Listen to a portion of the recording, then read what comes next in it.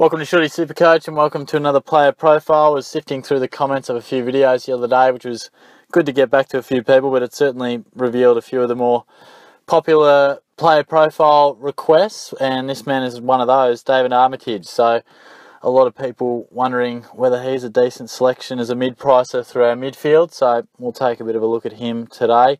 First things first, the price, 310k, and that's where the intrigue starts, I suppose. Certainly a guy who has averaged 100 plus and 90 plus on a number of occasions at that sort of a price has certainly got people interested. So I'll run through a few numbers as well. 2012 was the first stage that he really showed that he could play and live up to the expectation, because he was taken with number 9 back in 06 and for a long time was that top 10 pick that was serviceable but never quite reaching the heights that probably we thought he would.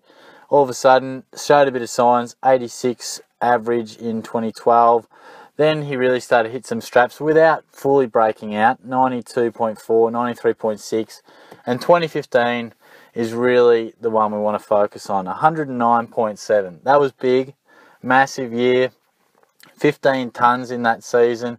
It just all clicked. He looked like a man on top of his game in the prime of his career, with a good combination with Jack Stephen, and they just tore it apart. He was fantastic. But 2016 struggled to back it up. Played 22 games, but just an average of 87.3. And of course, last year, just the 2 games, hence the price tag, 70.5. Had groin issues last year, had to go into surgery for those. As we know, the groin can be a tough one. I think if you're getting surgery on anything, then clearly it's going to be a bit of an ongoing issue and something that can potentially hold you back. But I want to take a look at particularly that 2015 season and the rest of his career. Now, averaged 28.4 touches in that season, and from 2012 to 2016, after that sort of breakout period where he played some of his better footy, his disposal averages were between 20 and 22. So massive jump in that one season.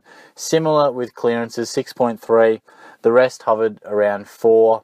Did have a 5.5 average in there for clearances, but it was just a massive outlier in his career. A massive, massive outlier. You often see guys have career best seasons by 5 or 6 points, but you look at that and that's enormous. What's that, 16 points? I mean, that's huge. So, and I guess that's the interest around him. He's 310,000. He's coming back.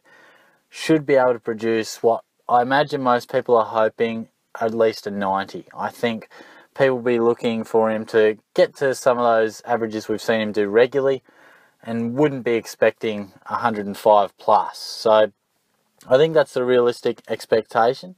And look, I could see on face value how that could be something we could be optimistic about. But I will say now, Armitage isn't in my team for a couple of reasons, and he won't get into my side unless he just absolutely destroys it and bangs the door down through the pre-season. It'd take a lot. Firstly, you probably know my rule. I really don't like to have mid-prices in the midfield. I think the midfield is a place to spend coin freely on the position and the players that we know and have the most confidence in scoring big points. I think we can bank on more blokes than ever through a midfield, pay up and get them. And I think you're better off going mid-prices in the defence and the forward line, because I think if it goes wrong, it's less of a disaster.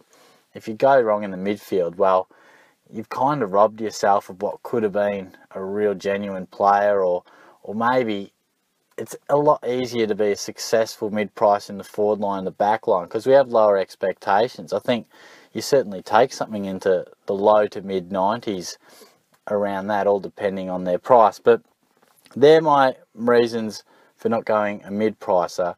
But I just don't see Armitage getting back to his best form or anywhere too close. I mean, off the top, I don't think he'll average 90. And where the ball falls under that, tough to say. If you want me to guess, I'm thinking somewhere between 82 and 87, around about there, that sort of a range. And my reasons being, firstly, the obvious one. He's nearly 30. He's had a season that he's only got 2 games out of, struggling with the body, this could be something that lingers with him for the rest of his career. I would doubt we'd see him back to his best. And fair enough, I hear you say, all we want is 90, shorty. We don't need his best. That's fine. That's fair enough. But I will say, when you have those sort of issues for a whole season, it could take a long time to get back to anywhere near your best. And it also can be tougher getting through those weeks, those training weeks. All of a sudden you pull up a little sore from game day. I just think he's a bit of a flight risk in terms of missing the odd game. He's at that stage of his career and coming off such a lengthy absence. I think that's quite possible. But the big reason, because it doesn't take a rocket scientist to say he played 2 games, he could get injured again. Might not get back to his best. Fair enough. But I reckon the St Kilda midfield has moved well past David Armitage. Now, let's focus on that 2015 season. He and Jack Steven ruled the roost. They were dominant. They only really had Lee Montagna to contend with. They were the big trio, really. Let me know if I'm leaving someone out, but it was those 2 to 3 guys and a crop of young guns who are coming through now over the last couple of seasons. They were just young guns at the time, but as I said, Armitage 109.7. Jack Steven also went from 84.8 to 104.3 in 2015. So they both had great seasons. Now, look at the St Kilda midfield now. They really showed some good signs last season at certain periods.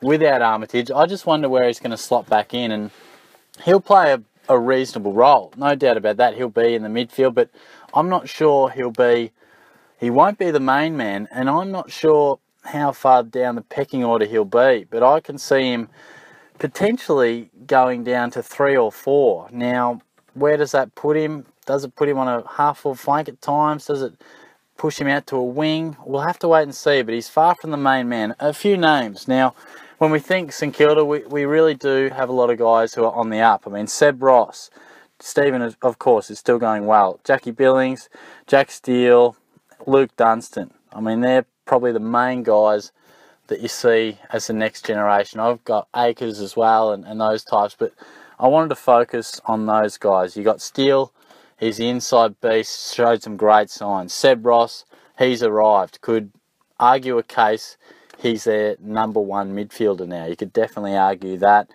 Billings, he's the next big thing. Maybe advancing to the midfield, one would think, playing that, I guess, dual position role. Big hopes on him. And of course, Dunstan, a fantastic end of the season last year. Could we see him continue that? Now, in 2015, when Armitage was showing the way, dominating, having career best season, Ross, started 2015, had only played 27 games. Dunstan, 16 games. Billings, 16 games, and largely doing it as a forward.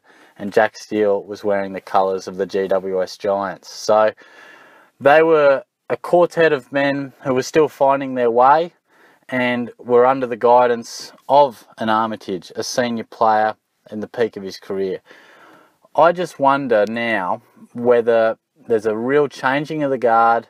Armitage, while he will slot back into that side, no worries, I'm not sure he'll get that responsibility that he had or the necessity for him to be at every stoppage or be in the heart of the stoppage. I often talk about that. You can be at the clearance, but are you actually under the ruckman's hands? Are you the first possession after the hit out?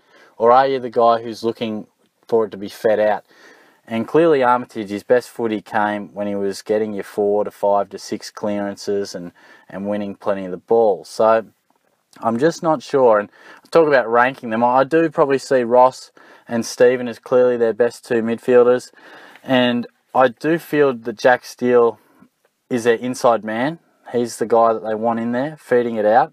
Billings, you know my thoughts on him. I'm big on him. Yeah, probably not a full-time midfielder, but I'm big on him. Dunstan, been a big fan of him since his early days. Not sure I'd put him ahead of Armitage. All depends on fitness. But certainly Ross, Steele and Steven I'd have in front of him. And there are quite a few young guns at the Saints really going hard for those positions in the midfield. So I just have a concern that we could pick a guy at 310,000 and he's not an absolute must around the clearance. He's battling a little bit with his body. He's in the twilight of his career. and he's only really had one outstanding season. And I understand people probably would accept an average of 90, fair enough, but I see it going somewhere in the 80s, and I just don't see it being good enough. I think your money's spent far better elsewhere. I mean, I'm not sure what your plan is going a mid-pricer at 310, but you'd likely be looking at him to rise up to around your 450. That's about where I'd see his peak. 450, if he got onto a bit of a 3 to 4 week run, but as an overall season, I see it in the 80s, and I can't see him earning you much more than 120 to 140,000. Is that enough? I'm not so sure. In my opinion, there's a little bit too much uncertainty. Maybe the JLT will reveal a little bit of that and clear that up, but at this point in time, I'm far from sold on him. I don't like having mid-prices, let alone old fellas who are just making their way back from a long-term injury. I certainly don't like that. If I was going a mid-pricer, I'd rather it be an exciting player who could potentially break out and there's a bit more upside, getting more opportunity, where I just see quite clearly Armitage is on the other side of the hill now, and his numbers and opportunity to score and find the ball is certainly getting less and less. So that's where I stand with Armitage. I feel much more comfortable taking the risk with mid-prices in the back line and the forward line. A, there's less premium options. B, our expectation on their average is much less. For example, Christensen, in the forward line, he's 50k cheaper than Armitage, something like that. But if he were to average high 80s, that's reasonably competitive in what looks to be a shallow forward line, and he's got more scope to grow in terms of his price while dishing out okay forward line numbers. I think that's much more appealing, where Armitage, you're hoping he gets to 90, and if he doesn't, you feel as if you're really losing points because you've spent an extra 150, 60k from going against a Paddy Dow or a Davies Uniac, and you're sort of in no man's land, in my opinion. I've discussed this one with Cornelio as well. I really do feel that you're just in no man's land a little bit in the midfield.